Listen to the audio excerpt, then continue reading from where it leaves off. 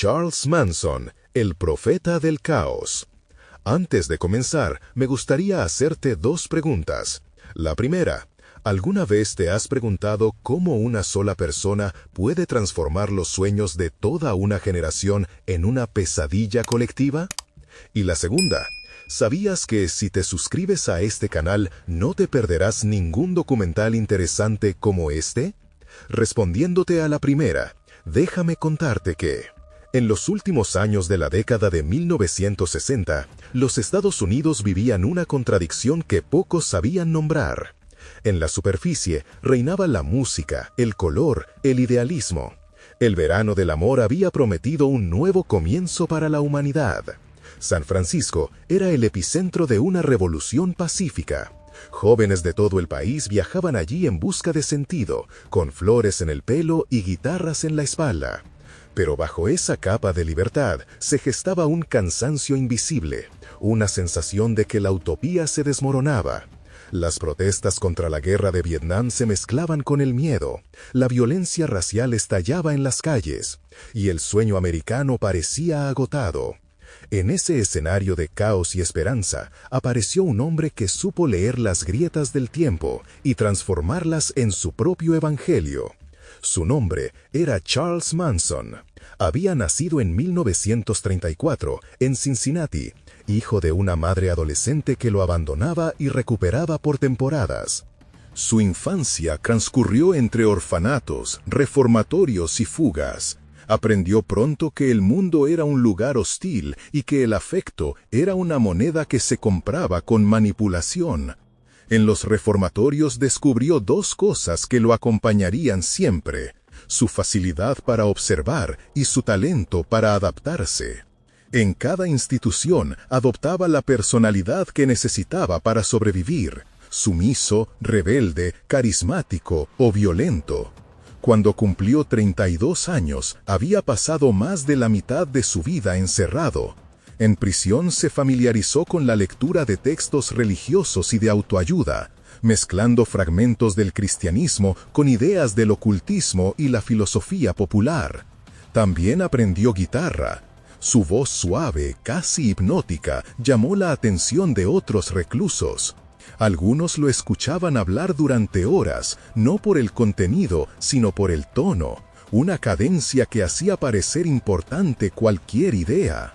Cuando salió de prisión en 1967, el mismo año en que el movimiento hippie alcanzaba su punto más alto, Charles Manson era un hombre sin hogar, pero con una certeza: el mundo exterior estaba esperando a alguien como él.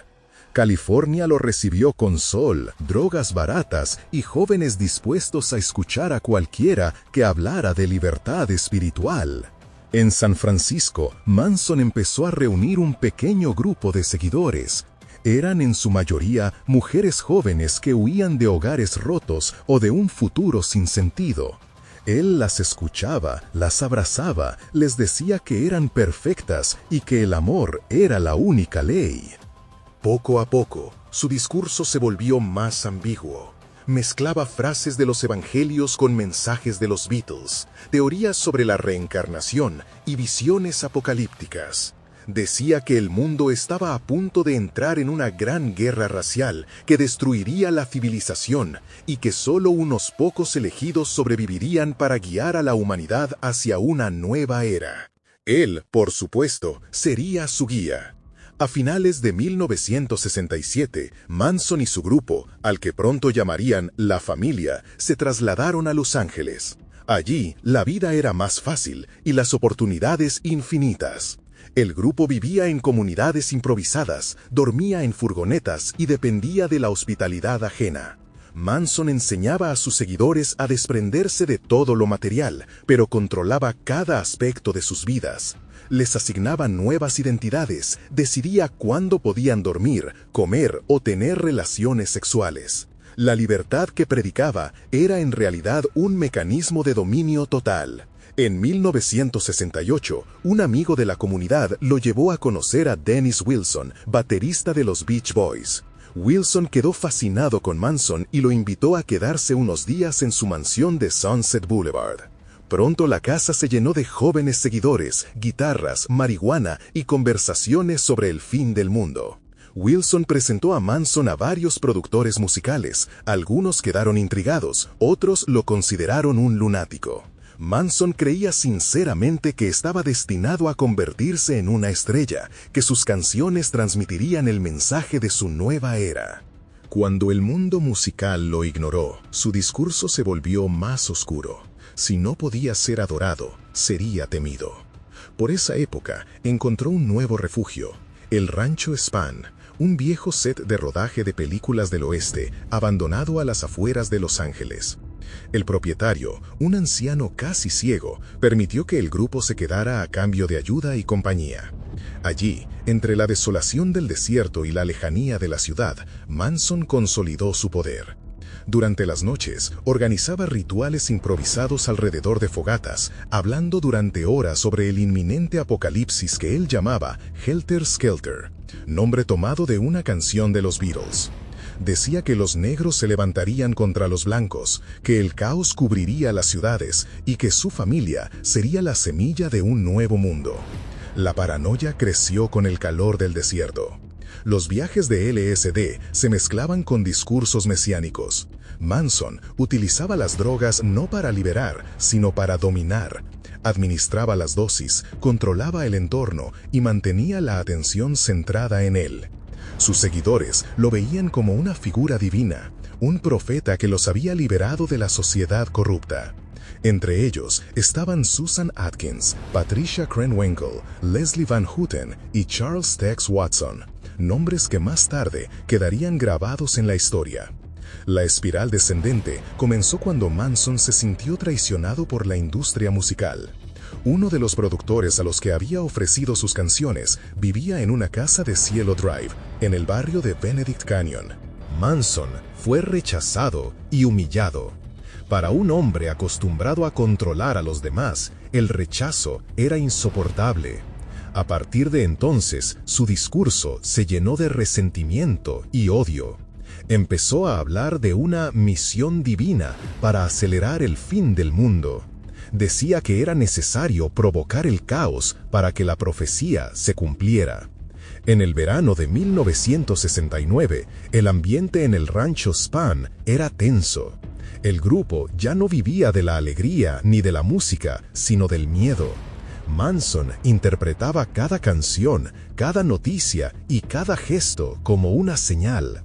Decía que los Beatles le hablaban directamente desde el White Album, que su música contenía mensajes secretos sobre la revolución que vendría. Bajo su influencia, los miembros de la familia comenzaron a creer que debían actuar. Las noches del 8 y 9 de agosto de 1969 se convirtieron en el punto de no retorno. Manson ordenó a varios de sus seguidores que fueran a la casa de Cielo Drive y ejecutar lo que él llamaba una misión necesaria. Lo que ocurrió allí estremeció al país. Al amanecer, los titulares hablaron de una matanza que había dejado sin palabras a Hollywood. Entre las víctimas estaba Sharon Tate, actriz y esposa del director Roman Polanski, embarazada de 8 meses. Los días siguientes fueron de confusión y terror. Nadie entendía quién podría haber cometido un acto tan brutal, ni por qué. Los medios multiplicaron las teorías: satanismo, drogas, venganza. Nadie imaginaba que detrás de todo estaba un hombre que hasta hacía poco era un desconocido.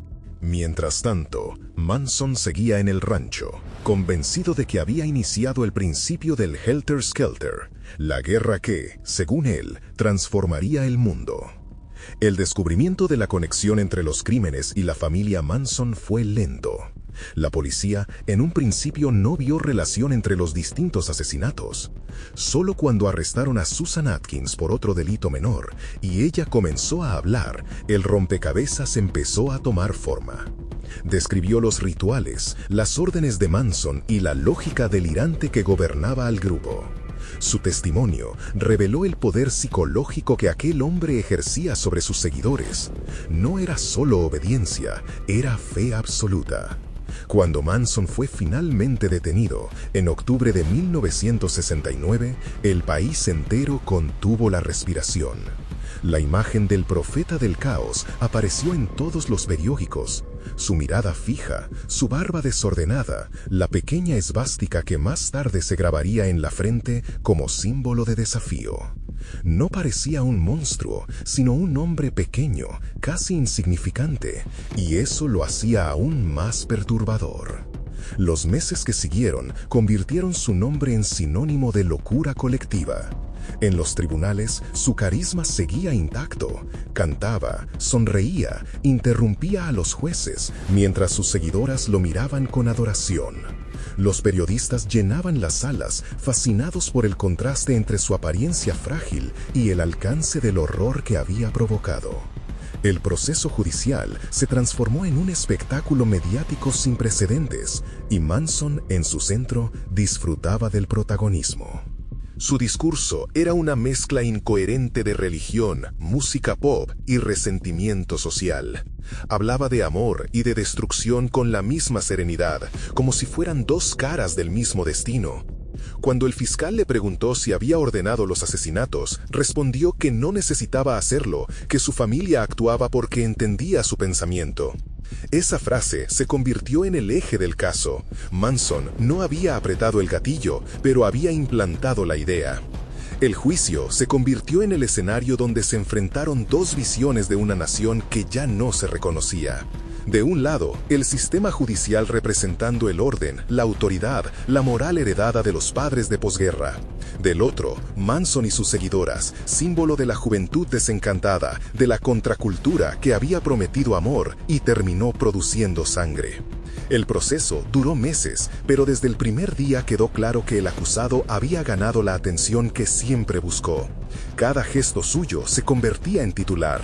Cuando entraba en la sala, sus seguidoras se ponían de pie y cantaban. Llevaban en la frente el mismo símbolo que él se había grabado con una hoja de afeitar. Los fiscales sabían que la única manera de condenarlo era demostrar que su poder era real, aunque no hubiera cometido los asesinatos con sus propias manos. Los testigos describieron cómo la familia vivía completamente sometida a su voluntad. Hablaron de las sesiones nocturnas, de los discursos sobre el fin del mundo, de la forma en que Manson usaba la música para alterar la percepción de sus seguidores. Cada testimonio pintaba la misma escena. Un hombre que había aprendido a dominar a través del lenguaje y la sugestión. El país entero seguía el juicio como si fuera una serie diaria. Las cadenas de televisión repetían las imágenes una y otra vez. En un tiempo en el que la televisión aún conservaba cierta inocencia, ver a aquellas muchachas sonrientes hablar de muerte y redención fue un golpe para la conciencia nacional. Los jóvenes que habían creído en la paz y el amor se veían reflejados en ellas. Los padres, en cambio, veían confirmados sus peores temores sobre la decadencia de la nueva generación. En enero de 1971, el jurado declaró a Manson y a varios miembros de su grupo culpables de asesinato y conspiración. La sentencia fue la pena de muerte, aunque más tarde sería conmutada por cadena perpetua cuando California abolió la pena capital. Cuando escuchó el veredicto, Manson sonrió. Dijo que no temía morir porque la muerte no existía, que su mensaje seguiría vivo. De algún modo tenía razón.